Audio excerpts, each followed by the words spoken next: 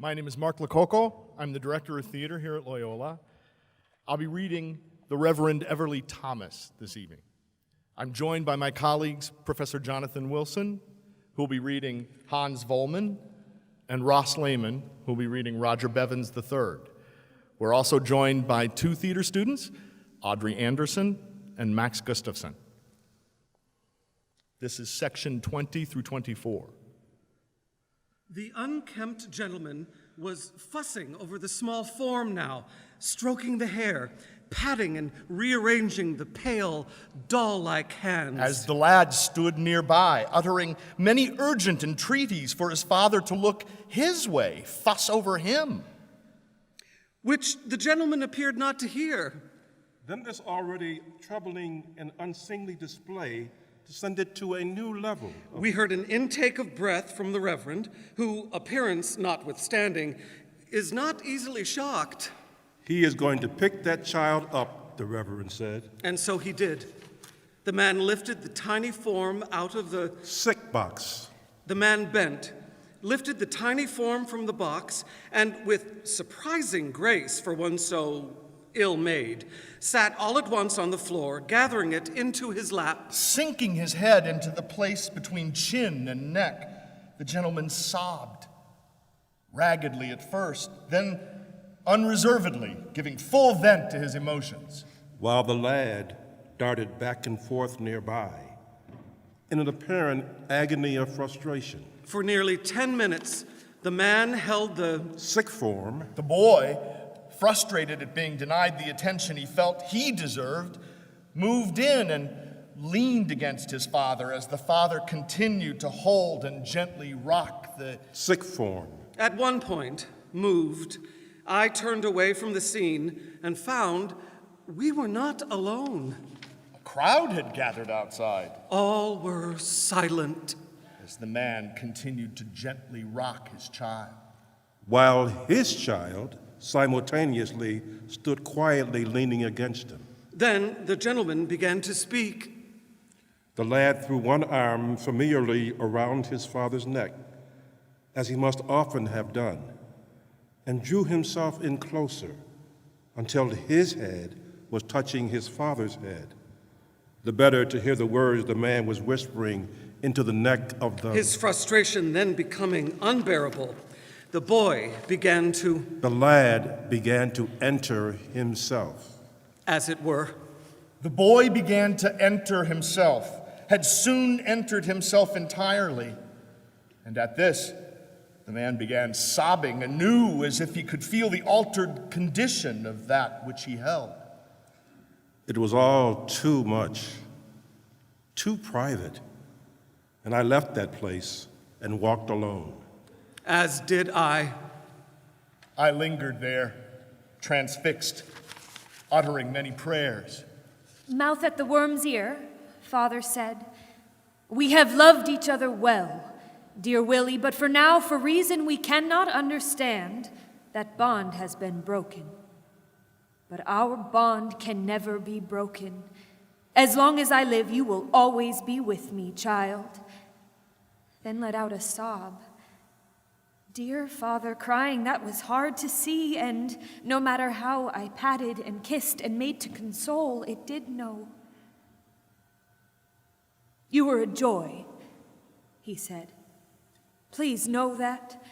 Know that you were a joy to us every minute, every season. You did a good job. A good job of being a pleasure to know." Saying all this to the worm. How I wished him to say it to me and to feel his eyes on me. So I thought, all right, by Jim, I will get him to see me. And in I went. It was no bother at all. Say, it felt all right. Like I somewhat belonged in there. Held so tight. I was now partly also in Father. And could know exactly what he was, could feel the way his long legs lay, how it is to have a beard, taste coffee in the mouth, and though not thinking in words exactly, knew that the feel of him in my arms has done me good. It has. Is this wrong? Unholy? No. No, he is mine, he is ours, and therefore I must be, in that sense, a god in this. Where he is concerned, I may decide what is best. And I believe that this has done me good. I remember him again, who he was. I had forgotten somewhat already, but here, his exact proportions, his suit smelling of him still, his forelock between my fingers, the heft of him familiar from when he would fall asleep in the parlor and I would carry him up to. It has done me good. I believe it has. It is a secret, a bit of secret wickedness that shores me up. In shoring me up, it makes it more likely that I shall do my duty in other matters. It hastens the end of the period of weakness. It harms no one, therefore, it is not wrong, and I shall take away from here this resolve. I may return as often as I like, telling no one, accepting whatever help it may bring me, until it helps me no more. Then Father touched his head to mine. Dear boy, he said, I will come again. That is a promise. Willie Lincoln. After perhaps 30 minutes, the unkempt man left the white stone home and stumbled away into the darkness. Entering, I found the boy sitting in one corner. My father, he said.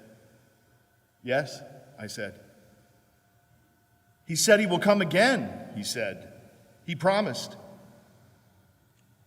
I found myself immeasurably and inexplicably moved. A miracle, I said. At approximately 1 a.m. tonight, per this report, Pres Lincoln arrived at front gate requesting he be allowed to enter same. Accordingly, and not knowing what else to do given his position, which is president not an inconsiderable position for him to have, or anyone, I did allow him to enter, even though, as you know, Tom, protocol states once gate locked is not to be unlocked until such time as unlocking is scheduled to its morning. But since it was Pres himself asking, was a bit of a horn dilemma staring in my face.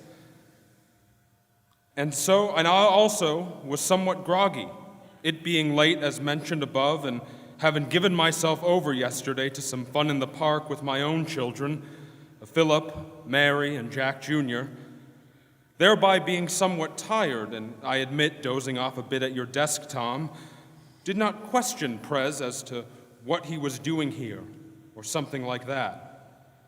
Only when our eyes met, he gave me such a frank, friendly, somewhat pained look, as if to say, well, friend, this is rather odd, I know it, but with eyes so needful, I could not refuse him, as his boy is just interred.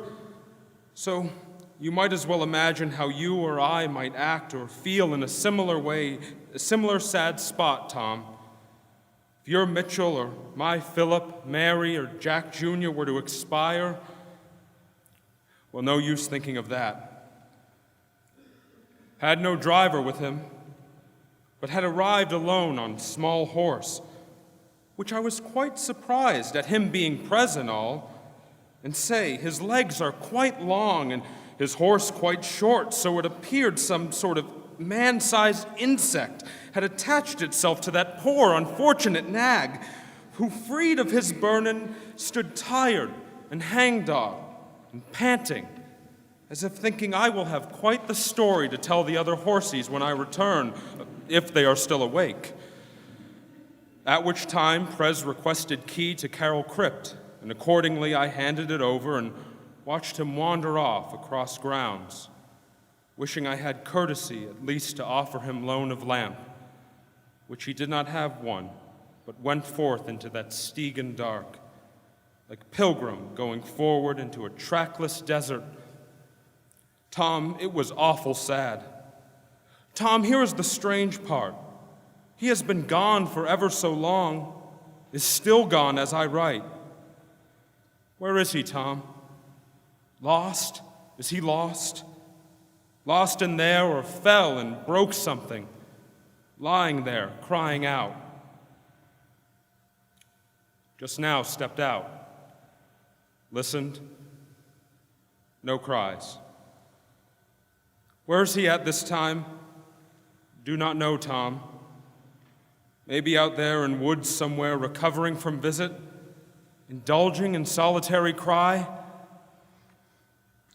In Watchman's logbook, 1860 to 78, Oak Hill Cemetery, entry by Jack Manders, night of February 25th, 1862, quoted by arrangement with Mr. Edward Sanzabel. It would be difficult to overstate the vivifying effect this visitation had on our community. Individuals we'd not seen in years walked out, crawled out, stood shyly wringing their hands in delighted incredulity. Individuals we had never seen before now made their anxious debuts. Who knew Eatonston to be a tiny man in green, wig askew? Who knew Cradwell to be a giraffe-like woman in spectacles, holding book of light verse she had written? Flattery, deference, smiles, ringing laughter, affectionate greetings were the order of the day. Men milled about under that high February moon, complimenting each other's suits, enacting familiar gestures, kicking at the dirt, throwing a stone, feigning a punch. Women held hands, faces upturned, calling one another lovely and dear, pausing beneath trees to exchange such strange confidences withheld during many years of seclusion. People were happy.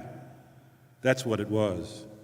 They had recovered that notion. It was the idea, the very idea that someone From that other place. from that other place would deign to... It was the touching that was unusual.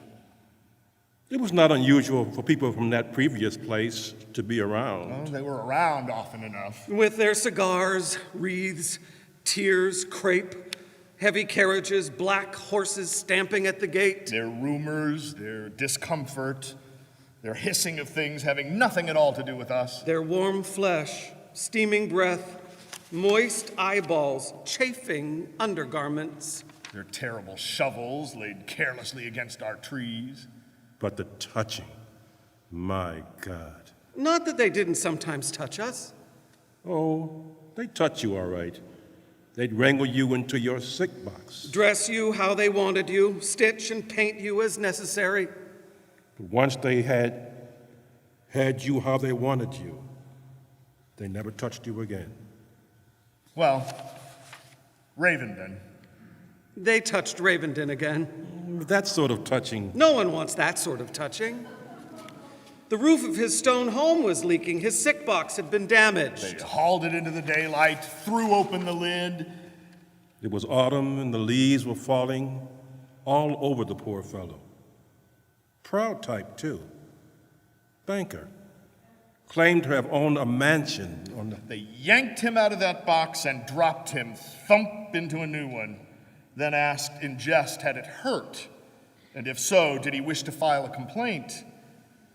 Then they enjoyed a lengthy smoke. Poor Ravenden, half in and half out, head tilted at a most uncomfortable angle, calling out feebly all the while for them to kindly place him in a less unseemly... That kind of touching. No one wants that. But this was different.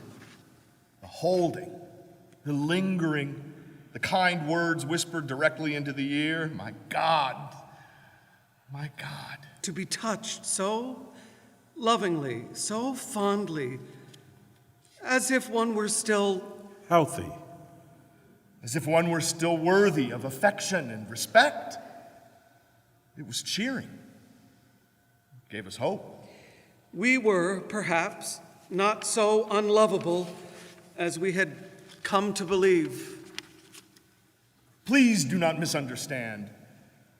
We had been mothers, fathers, had been husbands of many years, men of import who had come here that first day, accompanied by crowds so vast and sorrowful that, surging forward to hear the oration, they had damaged fences beyond repair. Had been young wives, diverted here during childbirth, our gentle qualities stripped from us by the naked pain of that circumstance, who left behind husbands so enamored of us, so tormented by the horror of those last moments, the notion that we had gone down that awful black hole, pain sundered from ourselves, that they had never loved again. Had been bulky men, quietly content, who in our first youth had come to grasp our own unremarkableness, and had cheerfully, as if bemusedly accepting a heavy burden, shifted our life's focus. If we would not be great, we would be useful, would be rich and kind, and thereby able to effect good, smiling, hands in pockets, watching the world we had subtly improved walking past, this empty dowry filled, that education secretly funded, had been affable, joking servants of whom our masters had grown fond for the cheering words we managed as they launched forth on days full of import, had been grandmothers, tolerant and frank, recipients of certain dark secrets, who by the quality of their unjudging listening granted tacit forgiveness and thus let in the sun. What I mean to say is we had been considerable, had been loved, not lonely, not lost, not freakish, but wise, each in her own way. Our departures caused pain. Those who had loved us sat on their beds, heads in hand, lowered their faces to tabletops, making animal noises. We had been loved, I say. And remembering us even many years later, people would smile, briefly gladdened at the memory. And yet, no one had ever come here to hold one of us while speaking so tenderly. ever.